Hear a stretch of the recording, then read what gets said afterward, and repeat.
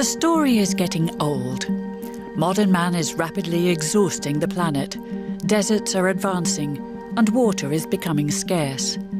It all seems hopeless. And every 12 years, the world population increases by 1 billion people. Looking down on Earth from space, the scale of the destruction is astonishing. But one man has discovered how to make our deserts green and our planet healthy again. We are following cameraman and ecologist John D. Liu, who sort of happened upon the solution and has spread the word ever since. This is what you can expect. It's possible to rehabilitate large-scale damaged ecosystems. So if we can rehabilitate large-scale damaged ecosystems, why don't we do that? The world gets more and more complicated all the time, but the solution to fix the major problems of the world's ecosystems remains reasonably simple. You are watching Backlight. Welcome to your green future.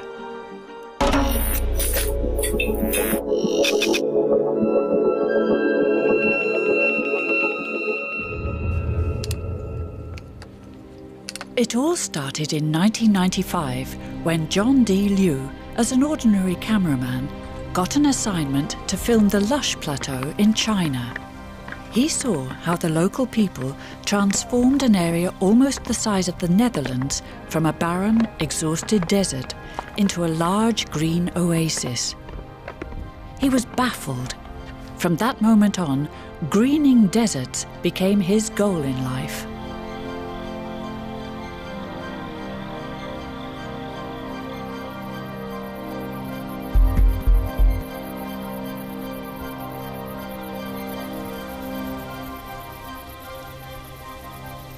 The more I learn about it, the more I become interested in how this might relate to other parts of the world. And it looks like the history of the Chinese in the Loess Plateau is not simply about the Chinese. It's about what happens when human beings don't understand how ecosystems function. Liu used his camera to record the virtually superhuman efforts of the Chinese.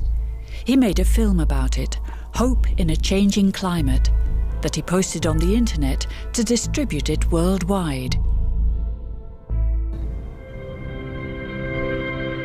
China's Loess Plateau is a region that stretches for 640,000 square kilometers across north-central China. Unspoilt valleys in neighboring Sichuan show us how it might once have looked. It's the sort of natural abundance that is necessary to support an emerging civilization. How could a landscape with such potential have been reduced to this?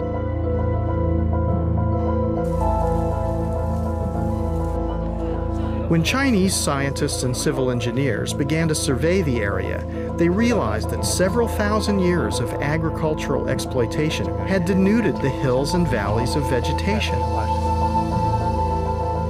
The relentless grazing of domestic animals on the slopes meant that there was no chance for young trees and shrubs to grow.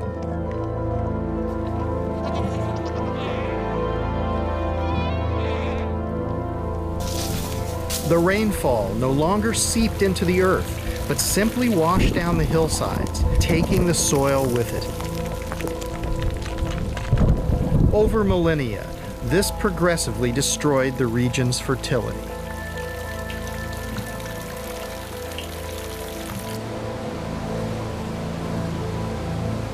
When this happens over an area as extensive as the plateau, millions of tons of silt are swept down into the Yellow River, which gets its name from the color of the fine, loose soil.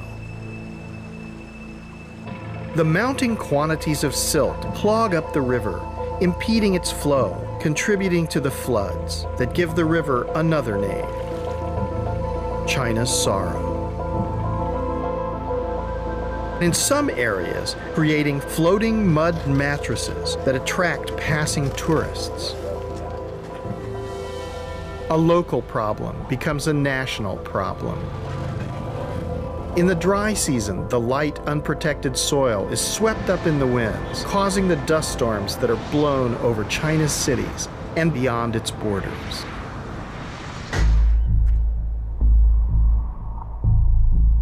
The Chinese have meanwhile solved the problem. The way they have has become John D. Liu's mission. The first and probably one of the most impressive of those findings from the List Plateau is it's possible to rehabilitate large-scale damaged ecosystems. So if we can rehabilitate large-scale damaged ecosystems, why don't we do that?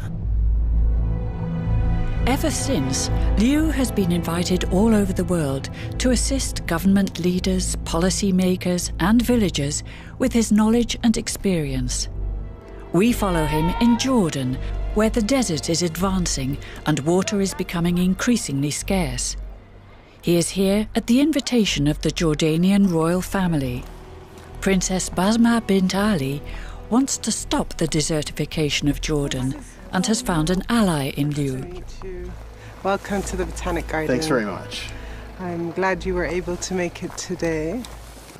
We'd like to look around and learn as much as we can about the Botanic Garden, and also to learn how the concept of this fits into a larger thought about restoration for the whole country. I mean, he is, as someone that is well known, I'm very impressed by the work that he's done and the amount of influence he's been able to have on governments, for example, Rwanda, and that's something we can learn from and benefit from. And if we can do just 1% of what he's done there, here, that would be amazing. And I keep on saying natives, natives, natives, because they're the ones who are well adapted to our area with the encroaching climate change and desertification. We really need to rely on our native plants. As you can see now, we're not a classical botanic garden of the colonial era or relics of the colonial era, but we're trying to teach everyone, regardless if they're in Jordan or otherwise, that you can very easily restore an area which was degraded.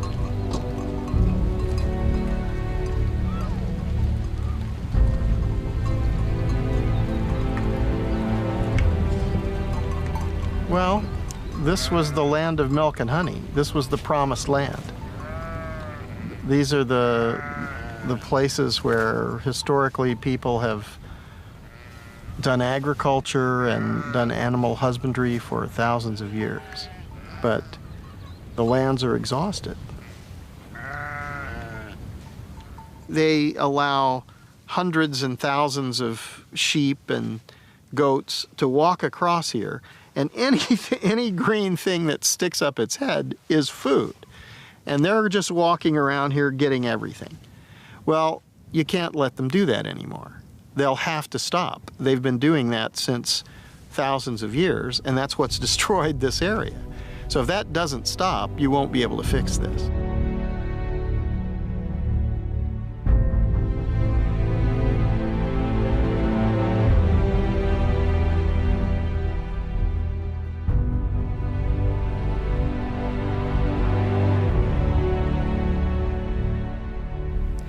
The way we've done it is we excluded grazing for the first 3 years, and that worked out very well. And in that 3 years, this is when we discovered the species that came up on its own, which were thought to be extinct and was last recorded in the 1800s. It just came up on its own. So we allowed the land to breathe, to take a breath, and to see what's going on. We didn't interfere, we didn't do any planting at the time, just to see how it reacts, and that gave us a lot of feedback of how we can deal with or how to rehabilitate areas. So it was very efficient for us. And as you can see here, it's very overgrazed, it's very barren. This is outside our borders, and then within here you can see the difference.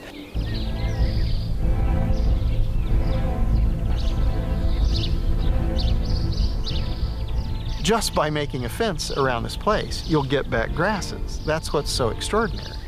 Now, when you get back grasses, that means each year, first of all, you have perennial root systems, and they'll spread out And you'll have microbial communities living and growing in this microclimate that's created. So then you won't have direct sunlight hitting. You won't have UV radiation irradiating and sterilizing this microbiologic habitat. So everything will change. Then you're in an accumulative situation. Now you're in a disaccumulative situation where there's always less vegetation, always less organic matter, always less biodiversity. That's exactly wrong. We need to shift that to always more organic matter, always more biomass, always more biodiversity. I cannot stand and watch our land be degraded and ignorant people abusing it. It's my duty to take a stand to make things better. And I've carved out my world in the environment. Other members of the families have taken on various different topics, but this is my little niche.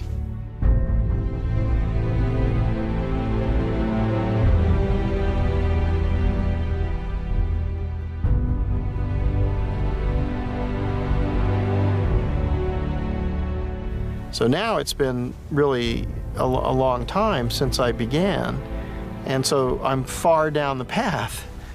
And I think if you go down this path and you start to look and you say, well, that's an interesting phenomenon, you can see the relationship between hydrology and vegetation and biological life. And you realize that, well, actually that's the basis of the air and the natural water system. And it's how the atmosphere and the hydrological cycle were created and how they were constantly renewed.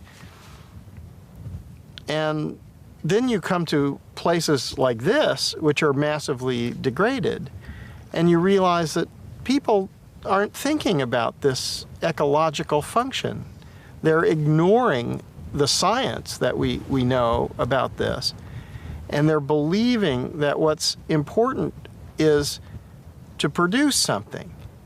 But actually, that's not what's the most important thing right now. The most important thing for survival and sustainability for humanity is that places, not just individual places, but the entire planet is functional.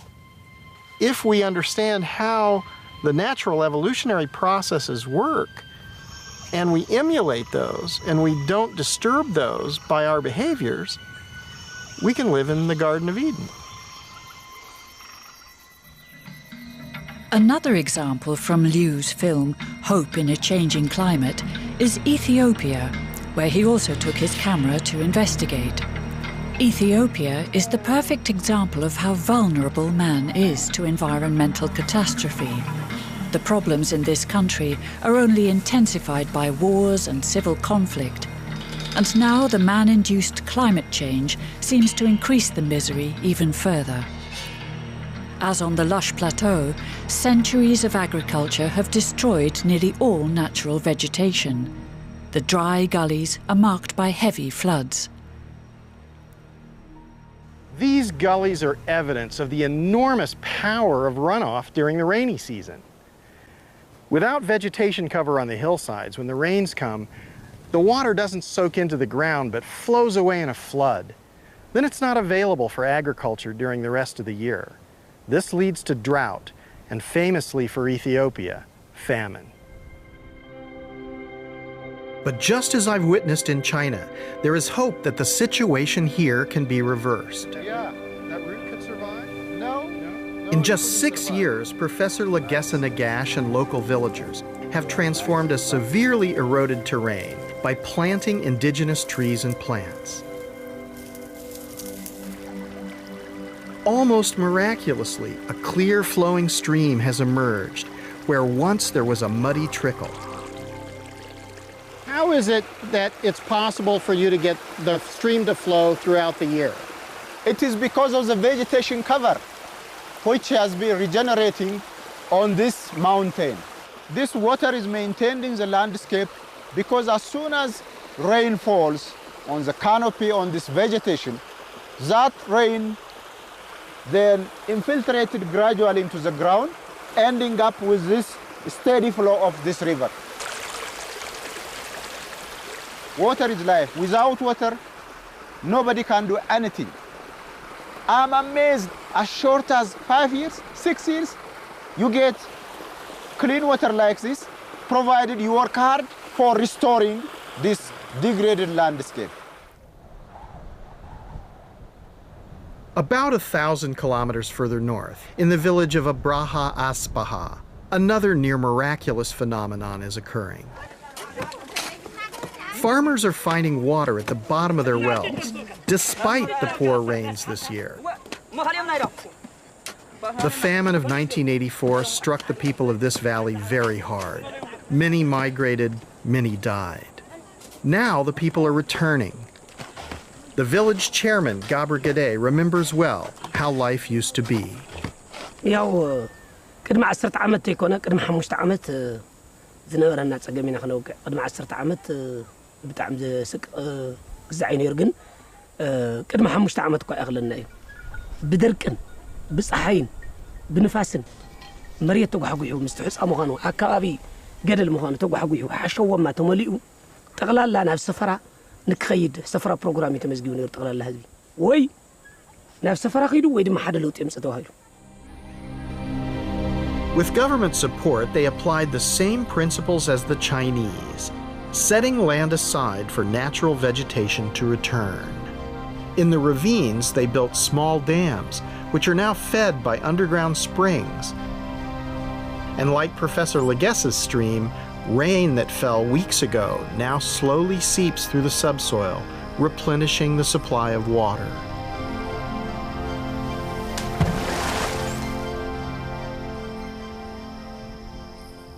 رابعي بوتو تشراشور نبرة ما يدخويني كاب فكرة مريت تقيري همشاي تقلال لازم نبرة تفطرون هاي كدم زنبرة ودي زنبرة تفطرون كل عولي سراو دعرو أو حيز تفعلالي تو ودي زنبرة لا بنبرة تمليسي لا بنور أرجو اسكاب نور اللي على خوينو وزي مسرقة بدل ما من نور غيروا لا يقحس النور راجعوا دوك يمر الله سلام يلو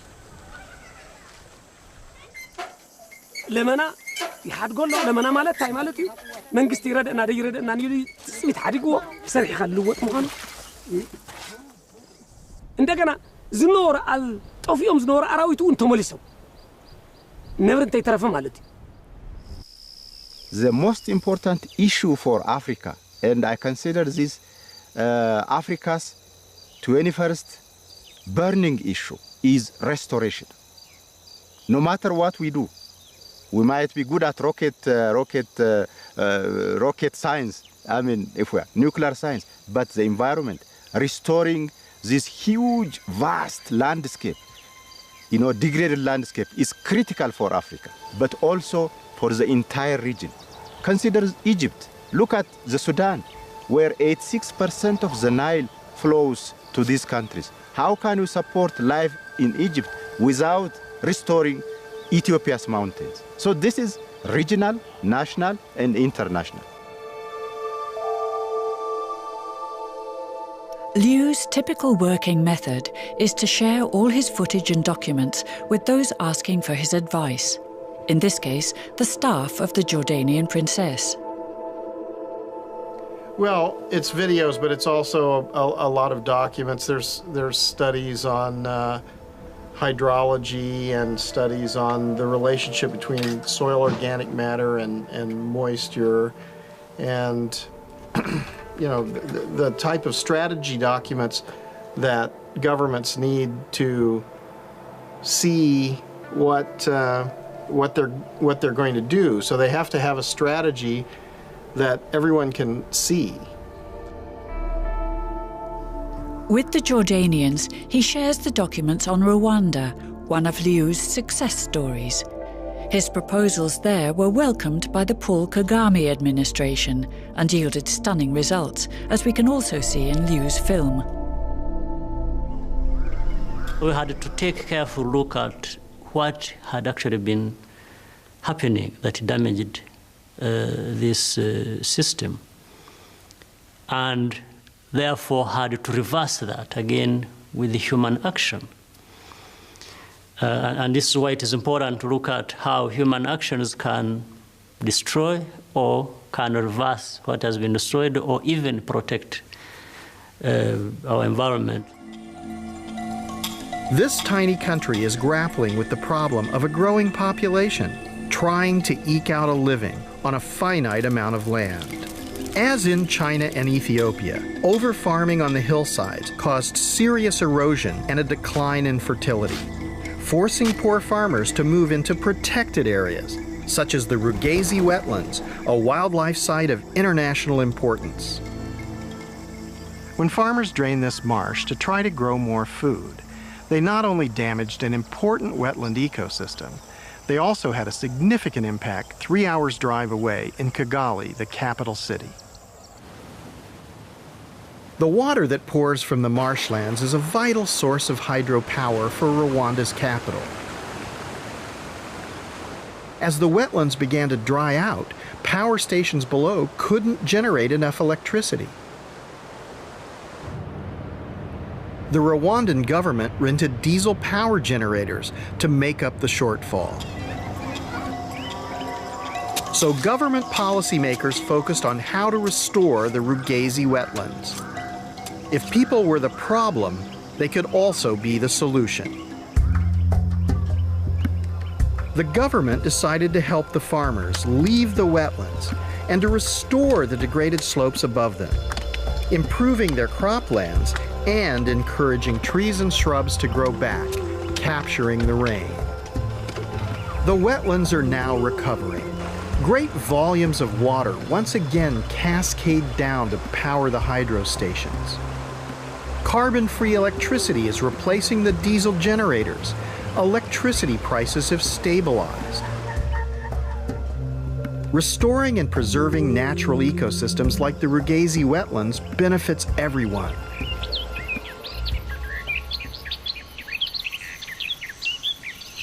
So we think we want a lot of manufactured goods and more and more and more, and this is a wasteful and not a very effective and certainly not a sustainable way of life. And especially with 7 billion people and adding 1 billion people every 12 years, it's not possible to do that. So we need another model. And here's a model which can restore the function. It's been proven to be able to restore hydrological function, to restore fertility. So we have vast areas of degraded lands. There's plenty of room for opportunity. And this could employ millions and millions of people. And their work wouldn't just be about themselves. Their work would be about ensuring that future generations can survive.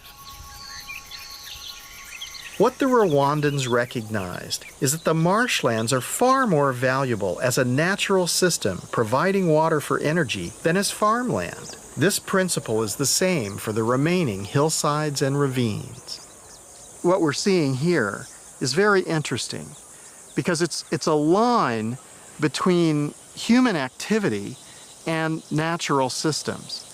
And in the human activity, we've been able to value the productivity from agriculture and give it a monetary value. But in the natural systems, we haven't been able to value the trees, the biodiversity, the water that's absorbed into the biomass and into the soils.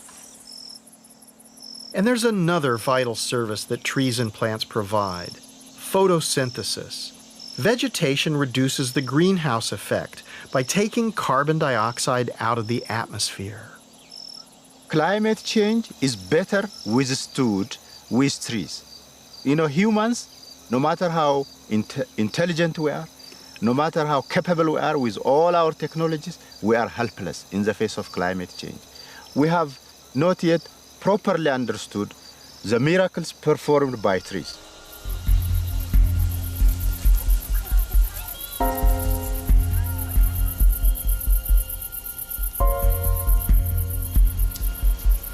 Based on what I've seen in different parts of the world, it seems to me that whatever rainfall comes down needs to be infiltrated and retained into the system.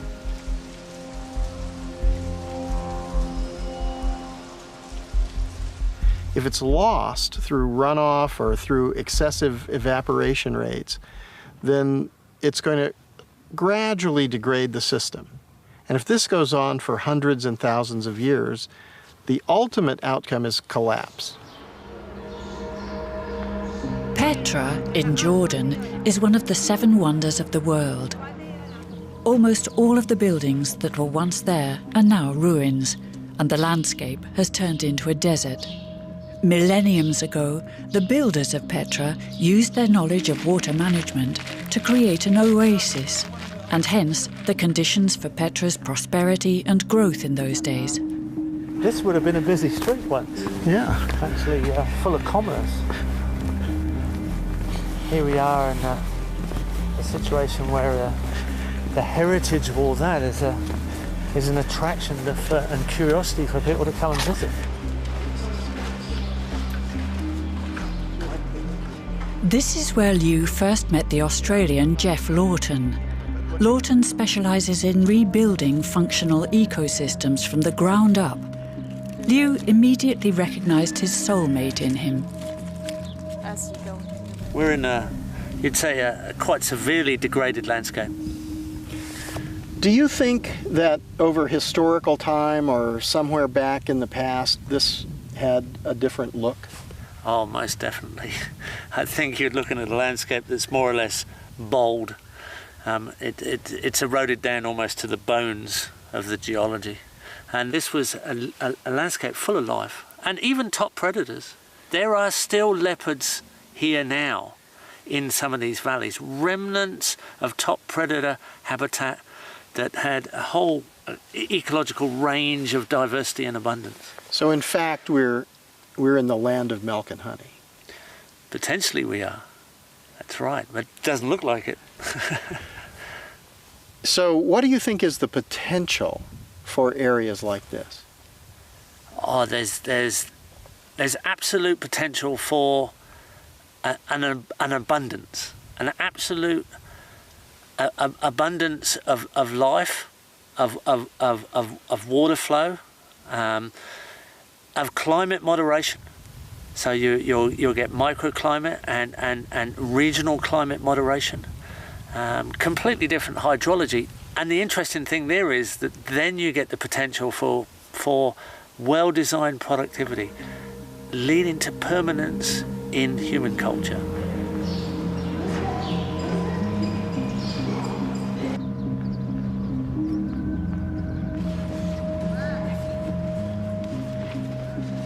When you have these types of degraded states, people are in a cycle of poverty and ecologic destruction. And they just continue to be poor, and they pass this poverty from one generation to the next generation. Now, when you get on a process of restoration, you can see that the next generations will have much better lives. So they'll be able to participate in a much richer social life. They'll have different cultural changes. They'll have increased wealth. They'll have better diet and health care and educational opportunities. Everything will be different. In the vast, lush plateau, Liu had already seen how much persuasion it took. There, they had to make 2.5 million people understand that it would be best for now to keep their cattle indoors and not to make optimum use of their land, to give nature some space. But how do you tell that to the locals, who depend on the cattle and the produce of the land? What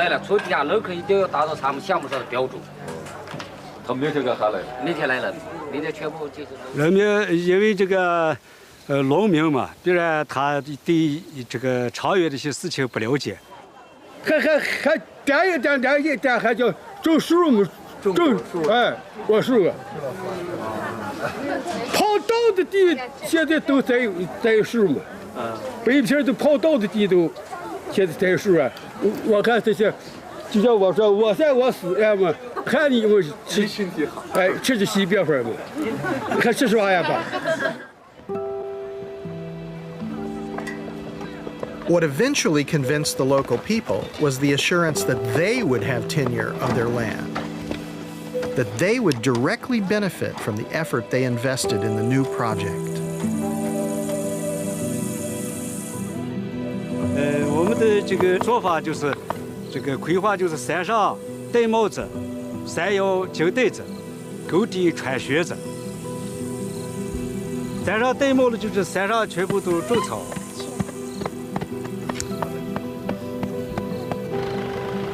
这个摇铃子的就是推老天。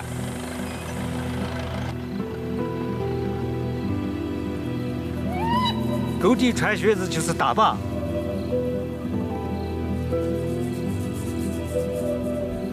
拦住土壤恢复起来，能够恢复起来，这个经济能够发展，人民能够生活很好。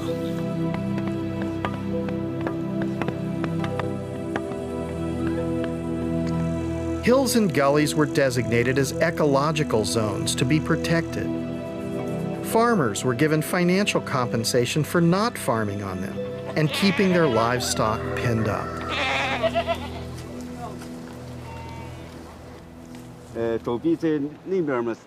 When I first filmed Mr. Ta Fu-Yuan and his colleagues back in 1995, I had no idea this initiative could achieve such dramatic results.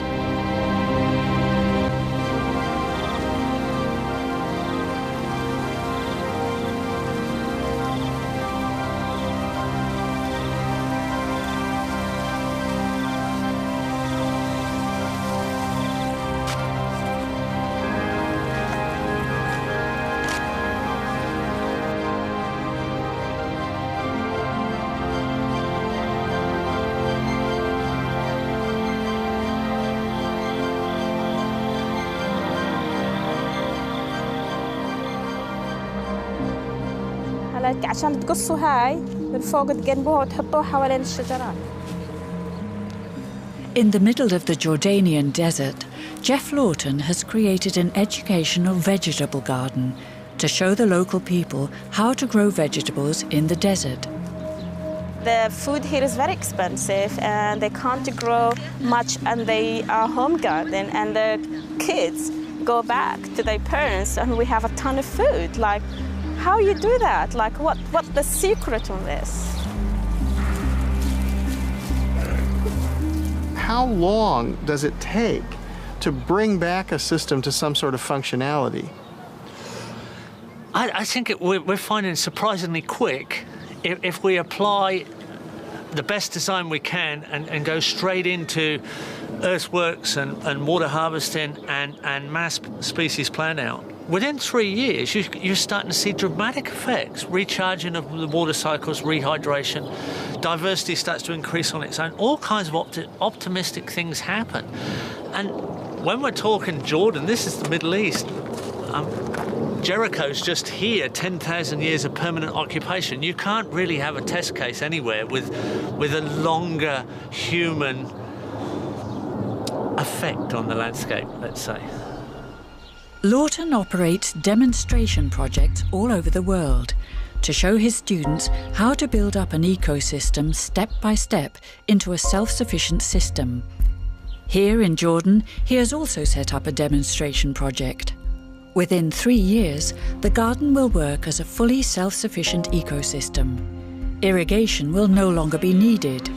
The land even supplies water, and the people can eat from the land all year round. Got lots and lots of different herbs in the understory. And here's a carob, which is a chocolate type substitute. So there's this mass of diversity all interacting together so that we end up with a productive ecosystem assembly. The system used by Lawton, which was conceived in Australia, is called permaculture. The goal is to design a working and fully self-sufficient ecosystem where man and nature share the centre stage. The low-maintenance system produces fruit and vegetables without any use of artificial fertiliser. This technology is now used by millions of people worldwide. So in 2.5 years, you've gotten this kind of vegetative cover now. What kind of thing are you imagining for 5 years and 10 years? What's? Within 5 years, we'll be starting to close canopy. So a lot of trees will be touching each other. We'll be producing all our own mulch. We won't have to bring any organic matter in from outside. Everything will be produced here. So it'll start to close as a system. It'll cycle its own nutrients within the 5-year cycle there, and then it will just go on from there with more and more organic matter, more and more biomass, and more diversity as it goes. So in 3 years, you can get something which would feed a family and begin to move toward a functional system. Definitely. We've already had a date harvest. Our olives are flowering very well now, and the vegetable garden's producing quite well already.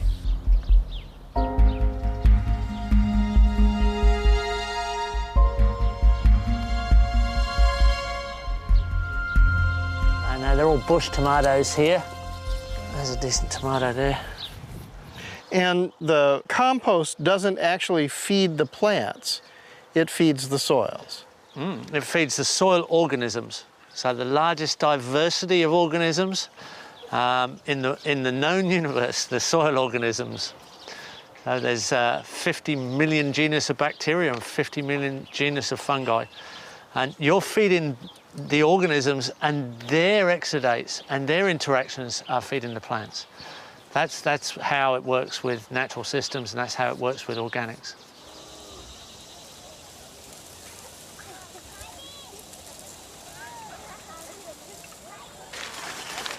A measure of what restoring nature can do has been shown here on China's Lus Plateau, where farmers have continued to prosper despite the worst drought in decades. Since the beginning of the project, the soil that nurtures their crops has been accumulating organic material from plants and animals. This holds the moisture and contains carbon. What's interesting about this is all these root materials, all this other stuff, this is organic material.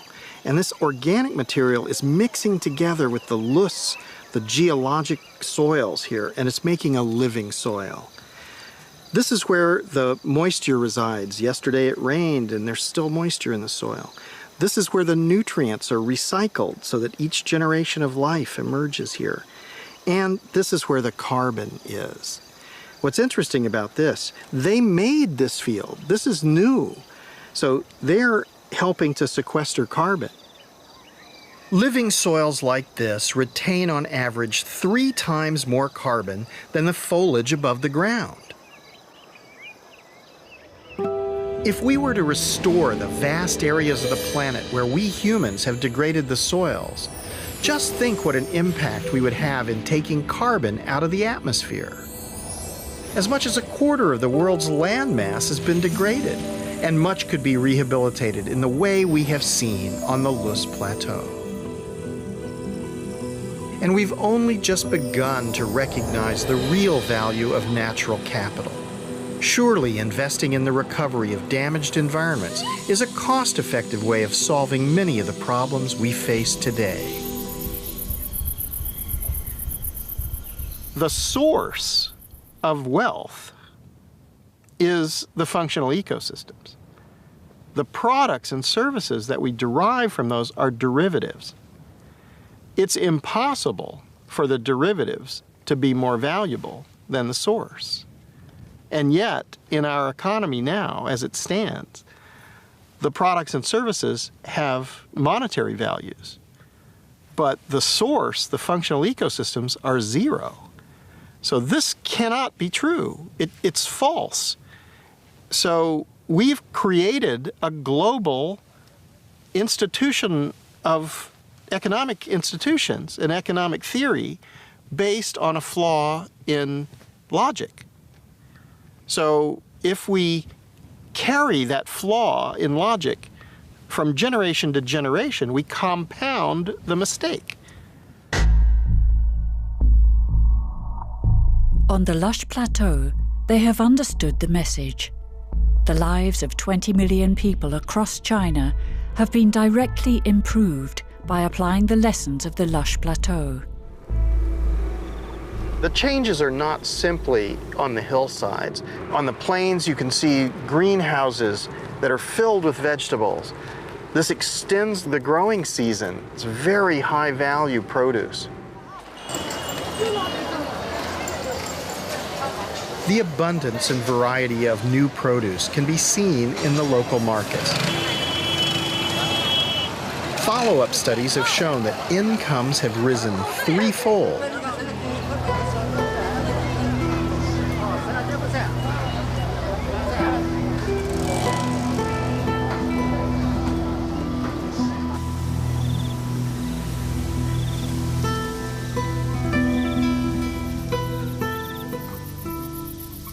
Wealth is being happy, living in nature, listening to the birds, breathing clean air, not having chemical pollution throughout everything, not having these horrible problems. So, you know, we need to redefine and revalue our belief systems. We need to understand that money is a belief system. There's nothing wrong with money, it turns out. The problem is that what is money based on? If money is based on functional ecosystems, then the future will be beautiful. If money continues to be based on production and consumption of goods and services, we'll turn everything into a desert. What is the future for our children and our children's children and generations to come in the future?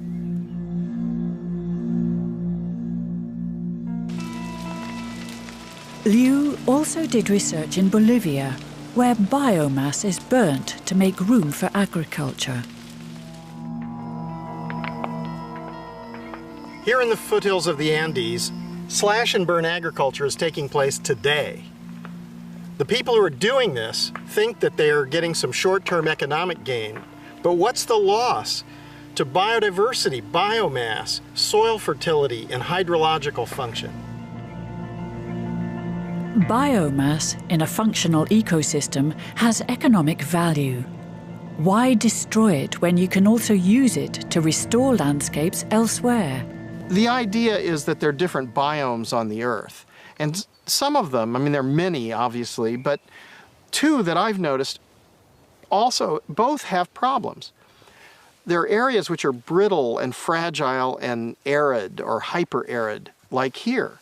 And then there are areas which are able to create huge amounts of biomass, like in the tropics.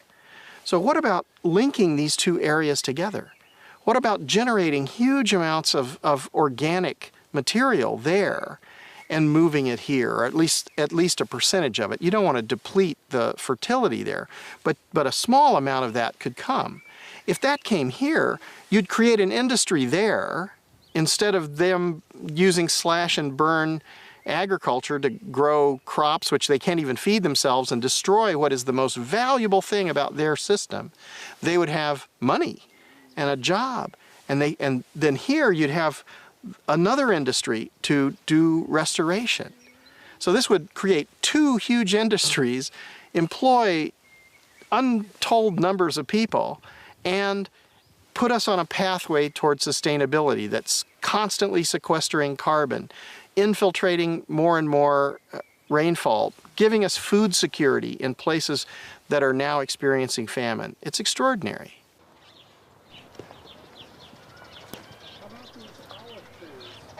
Well, you can see, considering we're in a desert, we've got kind of a lush herbaceous growth growing at this time of year.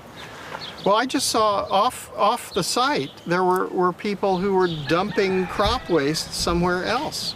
They don't understand this principle. No, a lot of people are just think they've got to tidy up and take out all the organic matter and burn it. A lot of it is wasted and goes on to be a pollution. So we're going in a negative direction rather than coming into a positive direction. And it's really that simple. The world gets more and more complicated all the time, but the solution to fix the major problems of the world's ecosystems remains reasonably simple. And it's kind of ironic. But we have to act as a species on a planetary scale. We can't simply do this one backyard at a time, because the problems have now reached this crisis point on a planet all over the world. Yeah, not anymore. I think we've got to go on a major scale now. everybody can do their backyard as well. Yeah, but we have to change the major eroded landscapes into the functional ecosystems they should be. And then we've got the foundation to just continue. There's not too many people in the world, in my view. Most people don't realise they're acting in a very negative way in relation to the environment. We have to turn everything round into a functional relationship. And then we need all the people. We need as many people as we can get right now, and they have to go into action. We have to go into service. And that's what we're finding. People want to go into service to kind of save the world, really, to save our present existence. If we continue the way we're going, then we're going to reach a crisis point where it's impossible to feed everyone. And at that point, then all bets will be off, because you'll have millions and tens of millions and hundreds of millions, maybe billions of people who are migrating to survive. Now, if you're in the first world and you think, well, that's okay, it's not me, it's them. Well, this isn't going to save you. You can't shoot them down. There are too many. There's 7 billion people on the earth, and we're adding 1 billion people every 12 years. It's not going to be possible to suppress humanity when they can't survive. They won't go gently into that good night.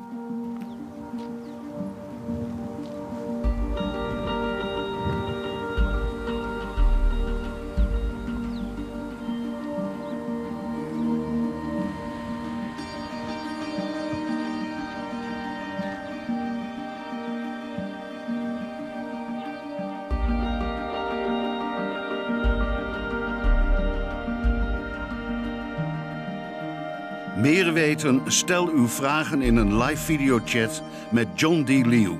Ga naar onze website tegenlicht.vpro.nl.